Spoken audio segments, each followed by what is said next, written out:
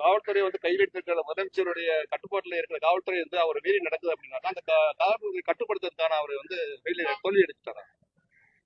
அது உங்களுடைய கருத்து. திமுகவினருடைய வாகனத்துலதான் எல்லா ஆட்சியிலும் நடக்குது, எல்லா மாநிலங்களிலும் நடக்குது, யார் முதலமைச்சராக இருந்தாலும் நடக்குது. நான் இருந்தாலும் கூட அப்படிதான் இந்த காவல்துறையினுடைய போக்கு இருக்கும் அப்படிங்கறதான். சமகாலத்தில் தமிழ் தேசியம் பேசுறவன் எல்லாம் கருணாநிதி வீட்டு கக்குஸ் கல்வி கஞ்சி குடிச்சுக்கிட்டு இருக்கான்.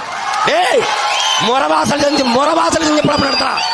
முறவாசல் செஞ்சு டேய் இங்க அரசியல், இங்க பார் அரசியல் விடுதலை என்று வந்தவன், பொலிட்டிக்கல் ரெவல்யூஷன் என்று வந்தவன், அரசியல் வியாபாரம் பொலிட்டிக்கல் பிசினஸ் என்று மாறினான். பொலிட்டிக்கல் பிசினஸ் செய்தவன் அரசியல் விபச்சாரம் செய்ய தொடங்கிவிட்டான். பொலிட்டிக்கல் ப்ராசிக்யூஷன் இது கிடையாது. நீ எந்த நிலையிலும் சமரசம் செய்யாதே.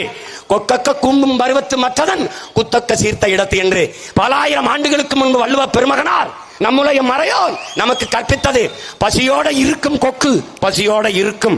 உரிய மீன் வரும் வரை ஓடு மீன் ஓட ஒரு மீன் வருமளவும் காத்திருக்குமாம் கொக்கு என்பது போல் சமரசம் கூடாது. சாப்பாட்டில் கூட்டு பொரியல் அவியல் சண்டையில் என்றைக்கும் தனித்துத்தான்.